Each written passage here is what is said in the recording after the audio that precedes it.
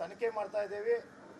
ನಿಮ್ಮ ಕುಟುಂಬದ ಸಹಕಾರ ಬೇಕು ಅನ್ನೋ ಮಾತು ADGP ಸಾಹೇಬರು ಮತ್ತು ಇನ್ವೆಸ್ಟಿಗೇಷನ್ ಆಫೀಸರು ವೆಂಕಟೇಶ್ ಸಾಹೇಬರು ಕೂಡ ಬಂದಿದ್ದರು. ಅದರ ಜೊತೆಗೆ ಇನ್ನೊಬ್ಬರು ಅವ್ರು ಕೂಡ ಲೀಗಲ್ ಅವರು ಕೂಡ ಅಡ್ವೈಸರ್ ಬಂದಿದ್ದರು, ಆಫೀಸರ್ ಕೂಡ ಬಂದಿದ್ದರು. ಅವರೆಲ್ಲ ಕೆಲವೊಂದು ಮಾಹಿತಿಗಳನ್ನು ಸಹಕಾರವನ್ನು ಕೇಳಿದರು. ನಾವು ಅವ್ರ ಜೊತೆಗೆ ನಮ್ಮ ಜೊತೆಗೆ ಅವ್ರು ಇದ್ದಾರ ಅಂಥೇಳಿ ನಮಗೆ ವಿಶ್ವಾಸವನ್ನು ಕೊಟ್ಟಿದ್ದಾರೆ. ಅದರ ಜೊತೆಗೆ ಅನೇಕ ವಿಷಯಗಳನ್ನು ಚರ್ಚೆ ಕೂಡ ಮಾಡಿದ್ದಾರೆ. ಆದರೆ ಈಗ ಸದ್ಯ ಎಲ್ಲಿ ಅದನ್ನು ಎಕ್ಸ್ಪೋಸ್ ಮಾಡಲಿಕ್ಕೆ ಕೂಡ ಕೆಲವೊಂದು ರಿಕ್ವೆಸ್ಟನ್ನು ಕೂಡ ಮಾಡಿದ್ದಾರೆ. ಅದಕ್ಕೆ ತಾವು ಈ ಒಂದು ಪ್ರಶ್ನೆಗೆ ನಾನು ಒಮ್ಮೆ ಎಲ್ಲ ಮಾಧ್ಯಮ ಮಿತ್ರರಿಗೆ ವಿನಂತಿ ಮಾಡ್ತೀನಿ, ಎಲ್ಲ ಕೂಡ ಒಮ್ಮೆ ನಾನು ಪ್ರೆಸ್ ಮೀಟನ್ನು ಕರೆದು ನನಗೂ ಕೂಡ ಅವ್ರ ವರದಿಯನ್ನು ಕೊಟ್ಟಾಗ ಅದನ್ನು ಹೇಳ್ತೇನೆ ಅಂಥೇಳಿ ನಾನು ಪ್ರೆಸ್ ಮೀಟ್ ಮಾಡಿ ಹೇಳ್ತೇನೆ ಅಂತ ವಿನಂತಿ ಮಾಡ್ತೀನಿ. ಅಲ್ಲ, ನೀವು ಮುಂಜಾನೆ ಒಂದು ಸ್ಟೈಲಾಗಿ ಹೇಳ್ತೀರಿ, ಮತ್ತೊಂದು ಲೀಡರ್ ಬಂದಾಗ ಅವ್ನು ಬಾಜು ಮತ್ತೊಂದು ಸ್ಟೈಲಾಗಿ ಹೇಳ್ತೀರಿ, BJP ಅವ್ರು ಬಂದಾಗ ಮತ್ತೊಂದು ಸ್ಟೈಲಾಗಿ ಹೇಳ್ತೀರಿ. ಪ್ರತಿದಿನ ನಿಮ್ಮ ಸ್ಟೇಟ್ಮೆಂಟ್ ಚೇಂಜ್ ಹಾಕೊಂಡು ಹೊಂಟಾವು. ಯಾವುದೋ ರೀತಿಯಿಂದ ಆ ರೀತಿ ಹೇಳಿಕೆಗಳನ್ನು ನಾನು ಕೊಡ್ತಿಲ್ಲ. ಲವ್ ಜಿಯಾದ ಅಂತೀರಿ, ಒಂದ್ಸಲ ಲವ್ ಆಗಿದ್ದೆ ನೋಡ್ರಿ ಅಂತೀರಿ, ಒಂದ್ಸಲ ಲವ್ ಮಾಡಿದ್ಲೇ ನೋಡ್ರಿ ಅಂತೀರಿ. ನೀವು ಒಂದು ಸ್ಟಿಲ್ ಆಗಿ ಮಾತಾಡುವಲ್ರಿ. ನನಗೆ ಯಾವುದೋ ರೀತಿಯಿಂದ ಆ ರೀತಿ ಹೇಳಿಕೆಗಳನ್ನು ಕೊಟ್ಟಿಲ್ಲ. ನಾನು ಹೇಳಿದ್ದು ಒಂದೇ, ನನಗೆ ಇದು ಇವತ್ತು ಒಂದೇ ದಿವಸದ ಈ ಪ್ರಕರಣ ಅಲ್ಲ, ಒಂದೇ ದಿವಸ ಒಂದೇ ವಾರ ಆಗಿದ್ದಲ್ಲ. ಇದು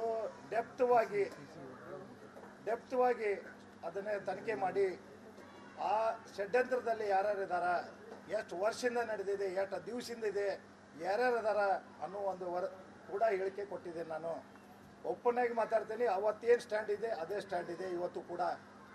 ಯಾರೇ ನಾಯಕರು ಬಂದರೂ ಕೂಡ ಎಲ್ಲರೂ ಕೂಡ ನನಗೆ ಧೈರ್ಯ ತುಂಬಿ ಹೋಗಿದ್ದಾರೆ. ಯಾವುದೇ ಪಕ್ಷಾತೀತವಾಗಿ ಎಲ್ಲರೂ ಬರ್ತಾ ಇದ್ದಾರೆ, ಎಲ್ಲ ಜಾತ್ಯತೀತವಾಗಿ ಹೋರಾಟ ಮಾಡ್ತಾ ಇದ್ದಾರೆ. ಎಲ್ಲರೂ ಕೂಡ ಸ್ಟ್ಯಾಂಡ್ವಾಗಿ ಇಡೀ ವಿಶ್ವನೇ ಇದನ್ನು ನೋಡ್ತಾ ಇದೆ. ಅಂಥದ್ರಲ್ಲಿ ನಾನು ಯಾವುದು ಆ ಥರ ಹೇಳಿಕೆ ಕೊಟ್ಟಿಲ್ಲ ಅಂತೇಳಿ ನಾನು ಅಂತೇನೆ. ಅಲ್ಲ, ಮೊನ್ನೆ ಕಾಂಗ್ರೆಸ್ದು ಬೈದಿರಿ, ಮುಖ್ಯಮಂತ್ರಿಗೆ ಬೈದಿರಿ. ಈಗ ಮೊನ್ನೆ HK ಪಾಟೀಲ್ ಅವರು ಬಂದಾಗ ಕಾಂಗ್ರೆಸ್ ಸಪೋರ್ಟ್ ಮಾಡ್ಯಾರ, ಪುಣ್ಯ ಕಟ್ಕೊಂಡಾರ, ನನಗೆ ಸಪೋರ್ಟ್ ಮಾಡ್ಯಾರ, ಅವರೆಲ್ಲ ಮಾಡಾಕತ್ತಾರ ಅಂತ ಹೇಳಿ ಅಲ್ಲ ಇದು ಸ್ಟೇಟ್ಮೆಂಟ್. ಈ ಮಾತನ್ನು ನಾನು ಖಂಡಿತ ನಮಗೇನಾದರೂ ಈ ರೀತಿ ನಾನು ಹೇಳಿಲ್ಲ ಮತ್ತು ಆ ರೀತಿ ಅವರಿಗೆ ಪುಣ್ಯ ಕಟ್ಕೊಂಡ್ರಿ ಅನ್ನೋ ಮಾತು ನಾನು ಹೇಳಿಲ್ಲ. ನಾನು ಹೇಳಿದ್ದು ಒಂದೇ, ಈ ಒಂದು ಹೋರಾಟದಿಂದ ಈಗ ಎಚ್ಚೆತ್ತರಾಗಿರಿ. ಈ ಕಾಯ್ದೆ ಮಾಡಿದ್ದಕ್ಕೆ ನಾನು ಸ್ವಾಗತ ಮಾಡ್ತೀನಿ, ಮಾಡಿದ್ದಕ್ಕೆ ಅವರಿಗೆ ಧನ್ಯವಾದ ಹೇಳ್ತೀನಿ.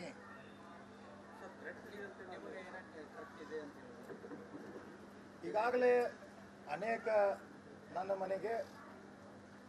ಮನೆಯ ಹತ್ಯೆ ಆದ ನಂತರ ಅನೇಕ ಜನಗಳು ನನ್ನ ಸಂತಾಪ ಸೂಚನೆಯಲ್ಲಿ ಬರ್ತಾ ಇದ್ದಾರೆ, ಧೈರ್ಯ ತುಂಬಲಿಕ್ಕೆ ಬರ್ತಾ ಇದ್ದಾರೆ. ಅನೇಕ ಪಕ್ಷಾತೀತವಾಗಿ ಜಾತ್ಯತೀತವಾಗಿ ಹೋರಾಟಗಾರ ಪರವಾಗಿ ಎಲ್ಲ ವರ್ಗದ ಜನ ನನಗೆ ಬಂದು ಧೈರ್ಯವನ್ನು ಹೇಳ್ತಾ ಇದ್ದಾರೆ. ನಾವು ನಿಮ್ಮ ಜೊತೆಗಿದ್ದೀವಿ, ನಾವು ಈ ಹೋರಾಟನ ನಾವು ಬಿಡಲ್ಲ, ನಾವು ನಿಮ್ಮ ಜೊತೆಗಿದ್ದೀವಿ, ನೀವು ಯಾವುದೂ ಕೂಡ ಆತಂಕ ವ್ಯಕ್ತಪಡಿಸಬೇಡ್ರಿ ಅಂತೇಳಿ ಧೈರ್ಯ ತುಂಬಿ ಹೋಗಿದ್ದು. ಅದೇ ಧೈರ್ಯಲ್ಲೇ ನಾನು ಕೂಡ ಇದ್ದೆ. ಕೆಲವೊಂದು ಸನ್ನಿವೇಶ ನನಗೆ ಕಂಡು ಬಂತು. ನನ್ನ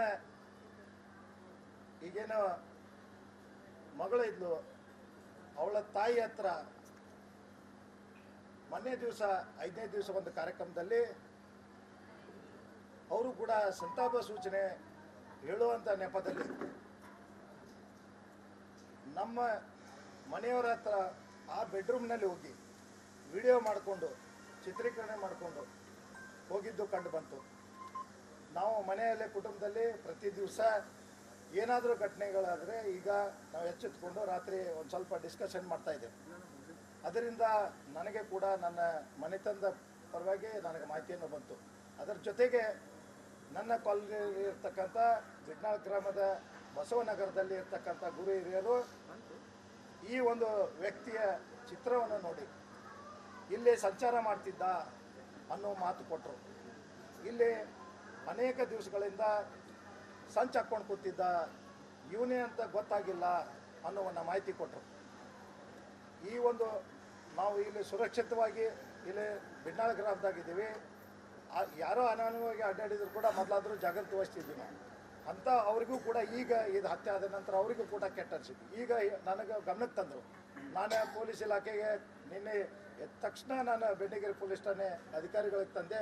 ನಮ್ಮ SB ಡ್ಯೂಟಿಗಳಿದೆ, ಇಮಿಡಿಯೇಟ್ಲಿ ಅವ್ರು ರಾತ್ರಿ ನಂಗೆ ಸೆಕ್ಯೂರಿಟಿ ಕೊಟ್ಟರು. ಇವತ್ತು ಬೆಳಗ್ಗೆ ಮುಖ್ಯಮಂತ್ರಿಗಳು ನಮ್ಮ ಮನೆಗೆ ಬರ್ತಾ ಇದ್ದಾರೆ. ಅವ್ರ ಗಮನಕ್ಕೆ ತಂದು ನಾನು ಅವ್ರ ಆದೇಶ ಮಾಡಿಸ್ಕೋಬೇಕಂತ ನಮ್ಮ ಅಂತಂದಲ್ಲಿ ಅದೊಂದು ಬೇಡಿಕೆ ಇಟ್ಕೊಂಡು ನಾವು ಕೂತಿದ್ವಿ.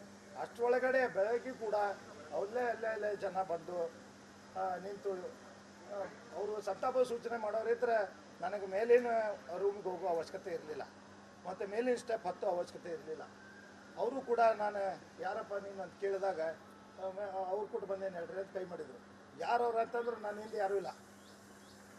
ಈಗ ರೀಸೆಂಟ್ ಇಷ್ಟೆಲ್ಲ ಆದರೂ ಕೂಡ ನಾನು ಬಹಿರಂಗವಾಗಿ ಇಷ್ಟೆಲ್ಲ ಹೇಳಿದ್ರು ಕೂಡ ಅಂತಲ್ಲಿ ನನಗೆ ಏನೋ ಒಂದು ಸಂಚು ಹಾಕಿದ್ದಾರೆ ನನ್ನ ಸುರಕ್ಷತೆ. ಅದು ಅವಾಗ ಇಮಿಡಿಯೇಟ್ಲಿ ನಮ್ಮನೆ ಮಂತಂದಾಗ ಮಾತಾಡಿಕೊಂಡು ನಾವು ಕ್ಯಾಮ್ರಾನು ಕೂಡ ತೆಳಗಡೆ ಹಾಕಿದ್ವಿ.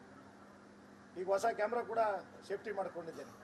ಮತ್ತು ಇದ್ರ ಬಗ್ಗೆ ನಾನು ಮುಖ್ಯಮಂತ್ರಿಗಳ ಕಡೆ ನಮ್ಮ ಮನೆಗೆ ಬರ್ತಾ ಇದ್ದಾರೆ, ಅವ್ರಿಗೆ ಡೈರೆಕ್ಟಾಗಿ ವಿನಂತಿ ಮಾಡ್ಕೊಳ್ಳೋ ನಾನು ವಿಚಾರ ಇತ್ತು. ಬಟ್ ನನಗೂ ಈಗೂ ಕೂಡ ಮುಖ್ಯಮಂತ್ರಿಗಳು ಬರೋಕ್ಕಿಂತ ಮುಂಚೆಗೂ ಕೂಡ ಅನ್ಯಾಯವಾಗಿ ಜನ ಅಡ್ಡಾಡೋದು ನೋಡಿ ತಕ್ಷಣ ಮತ್ತೆ ಮಾಧ್ಯಮ ಮಿತ್ರರು ಒಂದು ಪಾಯಿಂಟ್ ಕೇಳಿದ್ರು. ನಾನು ಸ್ಪಷ್ಟವಾಗಿ ಇದ್ದಿದ್ದು ನಾನು ಎಲ್ಲರೂ ಮಾಧ್ಯಮ ಮಿತ್ರರು ಹೇಳಿದೆ. ಅದನ್ನು ಇಮಿಡಿಯೇಟ್ಲಿ ಆ್ಯಕ್ಷನ್ ಆಯಿತು. ಹಿಂಗೆ ಹೇಳಿದೆ. ಆಗಲೇ ಕಮಿಷನರ್ ಫೋನ್ ಮಾಡಿದ್ರು. ನನ್ನ ಗಮನಕ್ಕೆ ತರಬೇಕಾಯ್ತು, ನೀವು ಮಾಧ್ಯಮ ಕೇಳಿಬಿಟ್ರಲ್ಲ, ನಾನು ನಿಮ್ಮ ಜೊತೆಗದೇನೆ ಅಂತ ಆಯುಕ್ತರು ಫೋನ್ ಮಾಡಿದ್ರು. ಸಂತೋಷ, ಇಮಿಡಿಯೇಟ್ಲಿ ನಾನು ಮೇಡಮ್ಗೂ ಸೆಕ್ಯೂರಿಟಿ ಕೊಡ್ತೀನಿ, ನಿಮಗೂ ಕೊಡ್ತೀನಿ, ನಾನು ನಿಮ್ಮ ಮನೆಗೂ ಕೂಡ ಭದ್ರತೆಯನ್ನು ಕೊಡ್ತೀನಿ ಅಂತ ಸೂಚನೆ ಮಾಡಿ ಇನ್ಸ್ಪೆಕ್ಟರ್ ಕಳಿಸಿ ACP ಶಿವಕುಮಾರ್ ನಾಯಕರು ಕೂಡ ಮಾತಾಡಿದರು. ಎಲ್ಲ ರೀತಿಯಿಂದ ನಿಮಗೆ ಸೇಫ್ಟಿಯನ್ನು ಮಾಡ್ತೀವಿ ಅನ್ನೋ ಮಾತು ಕೊಟ್ಟರು ಮತ್ತು ಕಳಿಸಿದ್ದಾರೆ ಕೂಡ. ಸರ್, ಈಗ ಸಾಕಷ್ಟು ಆರೋಪ ಮಾಡಿದ್ರು ಅವ್ರ ಮನೆಯ ಮೇಲೆ ಮತ್ತು ಕೆಲವೊಂದು ಹೆಸರುಗಳ ಮೇಲೆ ಅಂತ ಹೇಳಿದ್ರು. ಅದು ತನಿಖಾ ಹಂತದಲ್ಲಿದೆ. ನಾನು ಯಾರು ಗಮನಕ್ಕೆ ತರಬೇಕಾಯ್ತು, ನಾ ಏನು ಆರೋಪ ಮಾಡಿದ್ದೀನಿ ಅವರು ಕೂಡ ಗಮನಿಸಿದ್ದೀನಿ. ನಾ ಇದು ನಿಮ್ಮದೆಲ್ಲ ತೊಗೊಂಡಿದ್ದೀನಿ ಅಂತ ಮಾತು ಅವರು ಹೇಳಿದ್ದಾರೆ. ಅದು ನನಗೆ ಸೂಕ್ಷ್ಮ ಹೇಳಿದರು. ಅದನ್ನು ನೀವೇನು ಹೇಳಿದ್ರಿ day 1 ಇಂದ ನಾವು ಸ್ಟಡಿ ಮಾಡ್ತಾ ಇದ್ದೇವೆ ಅಂತೇಳಿ. ಧನ್ಯವಾದ.